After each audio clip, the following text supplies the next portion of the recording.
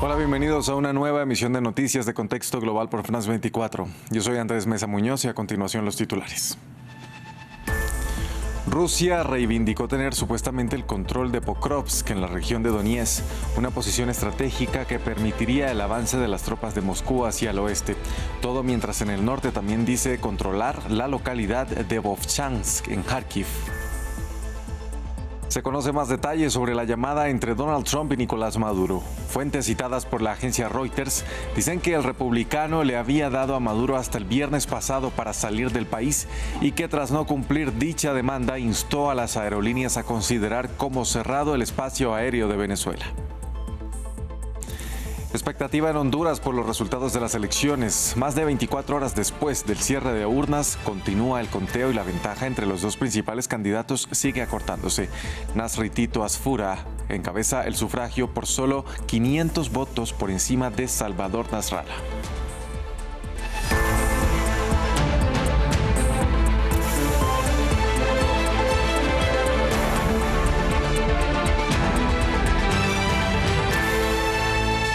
Vamos a iniciar con noticias sobre la guerra en Ucrania y es que el ejército de Rusia habría logrado el avance territorial más significativo dentro del territorio ucraniano desde principios de 2024, cuando tomó la ciudad de Avdiivka.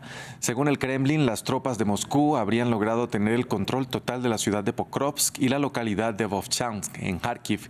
El presidente Vladimir Putin recibió dicha información por parte de las Fuerzas Armadas mientras se encontraba de visita en un puesto de mando este domingo, mientras que Kiev no ha confirmado estas afirmaciones.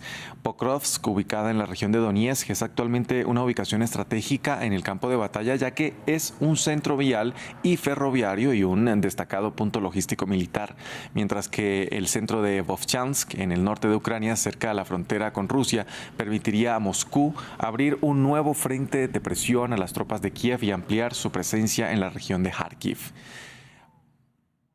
Para hablar de este tema, saludamos hasta ahora a Ignacio Montes de Oca. Él es analista político, periodista independiente y escritor argentino. Ignacio, bienvenido a France 24. ¿Qué tal? Buenas noches, un gusto. Primero, ¿cuáles son las características geográficas y también a nivel de defensa que han permitido que ciudades como Pokrovsk o Vovchansk hayan resistido como lo han hecho? La respuesta está en que Ucrania cambió hace un año el tipo de estrategia y está utilizando masivamente drones y las unidades más veteranas para hacerle frente a las tropas rusas que utilizan reclutas con una altísima cantidad de bajas por cada ataque. Se estima, de acuerdo a las cifras independientes, que por cada baja ucraniana existen 3 bajas rusas, pero es importante explicar esto. Ya no se trata de una ciudad estratégica, lo era antes, pero desde hace 18 meses la ciudad está en disputa. La declamación respecto a la toma de la ciudad por ahora es prematura. Recién acabo de chequear la información satelital y se reportan incendios, explosiones a lo largo de toda la línea de contacto que recorre la mitad de la ciudad, es decir, el norte de la ciudad todavía está en manos de Ucrania. ¿Por qué entonces dice el presidente ruso Vladimir Putin que la captura de Pokrovsk podría ayudar a resolver temas clave en medio de esta guerra? Porque después de 18 meses de disputa necesita decir algo. Lo mismo dijeron con la ciudad de Bakhmut. Aclaremos, la ciudad de Bakhmut era un poco más grande que la de Pokrovsk y supuestamente con la caída de Bakhmut, que esto fue en el año 2023, se iba a hacer un avance gigantesco hacia la ciudad central, que sería Kramatorsk, que está un poco más al oeste. Y sin embargo, desde ese momento, estamos hablando de mayo a agosto de 2023, la siguiente ciudad, antes de Kramatorsk, que es Chasiv Yar, todavía no la han tomado. Se suele decir, y en el contexto de las negociaciones que se hacen con Estados Unidos, que hace avances importantes cuando en realidad toma ciudades que han perdido su importancia estratégica, precisamente porque después de tantos años de lucha se han movido los ejes logísticos, las rutas se han cambiado y la ciudad pierde la importancia que tenía. Hablamos de Bakhmut, hablamos de Pokrovsk, o podemos hablar de Avdiivka o de Vuhledar. Siempre Rusia dice que esta es la ciudad clave y sin embargo te voy a dar un dato para que se entienda. Solamente en noviembre Rusia tomó 505 kilómetros cuadrados. Esto es para medir el avance. Esto representa el 0,08% del territorio ucraniano, a costa de enormes bajas, pero esa es la proporción real del avance ruso, así que decir que la caída de Pokrovsk o la posible caída de Pokrovsk cambia la guerra es por lo menos prematuro. De confirmarse entonces este presunto golpe a Vovchansk, por ejemplo, ¿qué nivel de amenaza representa para las fuerzas ucranianas? Estuve presente cerca de Vovchansk hace no menos de 15 días y la ciudad de Kharkiv sigue así. Vovchansk no es un avance definitorio, como no lo es ninguno. Recordemos que desde que empezó la guerra se anuncian tomas definitivas en ambos lados, pero la guerra está estancada. Vovchansk en particular fue tomada y retomada 3 veces a lo largo de la guerra. Es la línea de contacto y las líneas de contacto no implican avances sustanciales ni definitivos, son líneas de exterminio en donde las fuerzas se enfrentan y pueden pasar meses tomando y retomando una misma localidad, pero la guerra no se está resolviendo a favor de ninguno de los dos lados. Finalmente, Ignacio, ¿cómo cree que encajan estos avances reportados por Rusia en todo este proceso que se está llevando a cabo para poner fin a la guerra? Lo que necesita Rusia en este momento es instalar la idea de que es imparable e invencible. Estos anuncios se inscriben en ese contexto, pero la realidad es que no es imparable ni invencible. Repito, la pérdida de 3-1 implica que, por más que haga avances muy pequeños, los costos son demasiado altos. Solamente para dar un ejemplo, en el Donetsk, el lugar de Donetsk, en donde está Pokrovsk, las bajas rusas suman 250.000. La cantidad de bajas supera aproximadamente en 7 veces las pérdidas rusas en Afganistán. Con esto es posible imaginarse que son avances lentos y que además son costos altísimos. Rusia necesita instalar la idea de avances magníficos y victoriosos, pero solamente para hacer política en el contexto de las negociaciones para un alto el fuego. General Ignacio Montes de Oca, analista político, periodista independiente y escritor argentino, gracias por acompañarnos a analizar este tema aquí en France 24. A ustedes, gracias. Vamos a cambiar de tema. Mientras el presidente Donald Trump evalúa los siguientes pasos a tomar sobre la tensión con Venezuela, se conocen más detalles de la llamada que sostuvo con su homólogo venezolano Nicolás Maduro el pasado 21 de noviembre. Fuentes citadas por la agencia Reuters indican que Trump le había dado al mandatario sudamericano un plazo de 1 semana para abandonar el país, que dicho plazo expiró el viernes pasado y que por ello Trump instó a las aerolíneas a considerar como cerrado el espacio aéreo de Venezuela. Agregan también que el estadounidense rechazó varias solicitudes de Maduro, como por ejemplo amnistía para él y su familia y el levantamiento de las sanciones internacionales, así como un gobierno de transición encabezado por la vicepresidenta Delcy Rodríguez. Mientras tanto, en Venezuela se repiten las movilizaciones en rechazo a un eventual ataque de Estados Unidos. El presidente Nicolás Maduro se dirigió a sus partidarios en una concentración en Caracas. Nuestra corresponsal en la capital venezolana, Daniela Zambrano, tiene los detalles. Esta marcha fue convocada en principio para juramentar a los denominados comités bolivarianos que van a sustituir a los jefes de calle, es una forma de organización política del Partido Socialista Unido de Venezuela.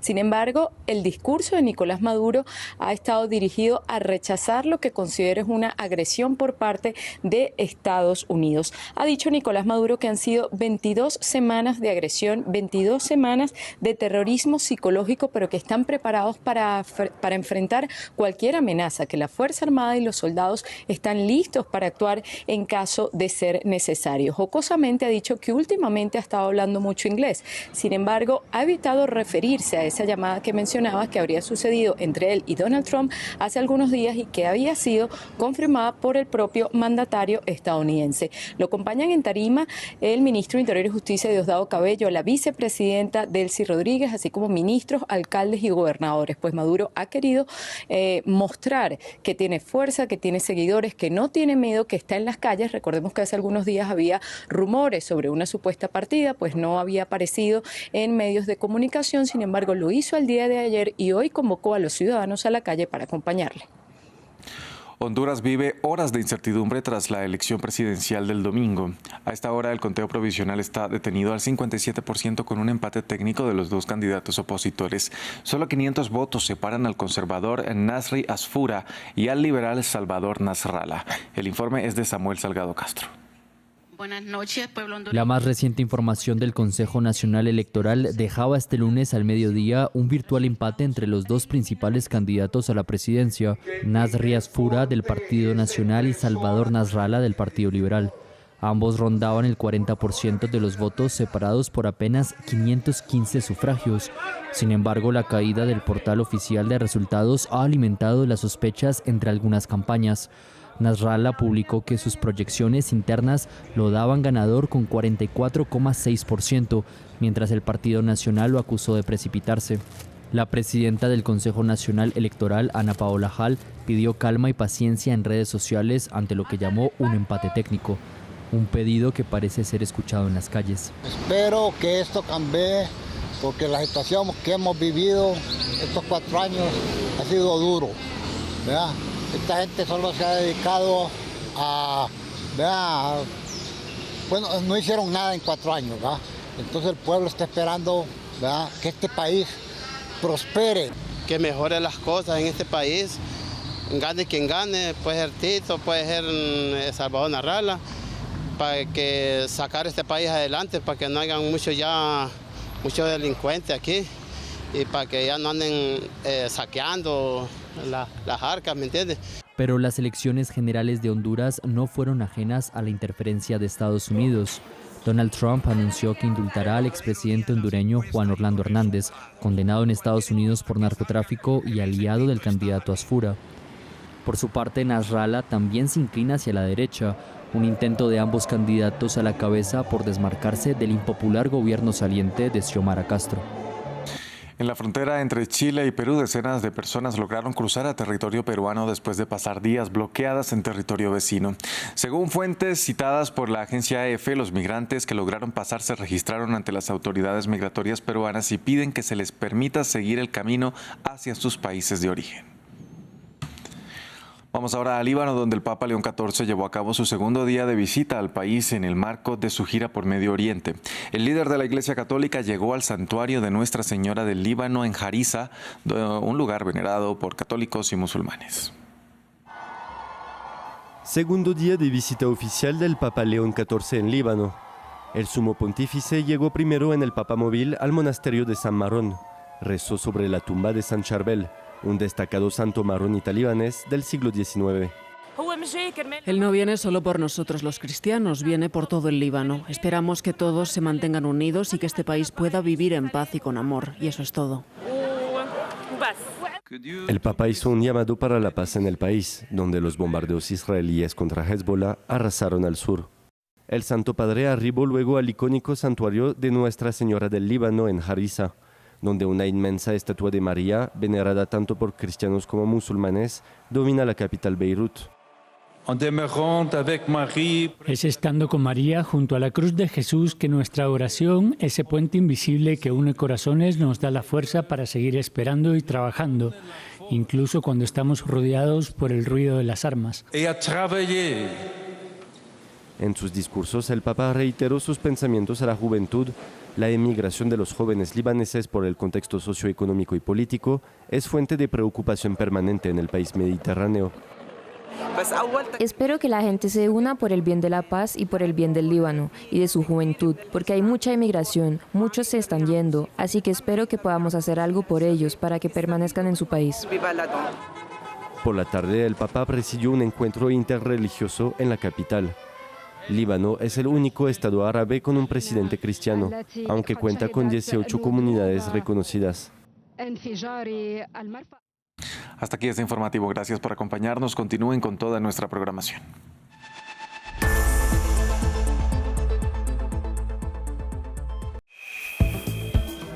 En un instante, deportes.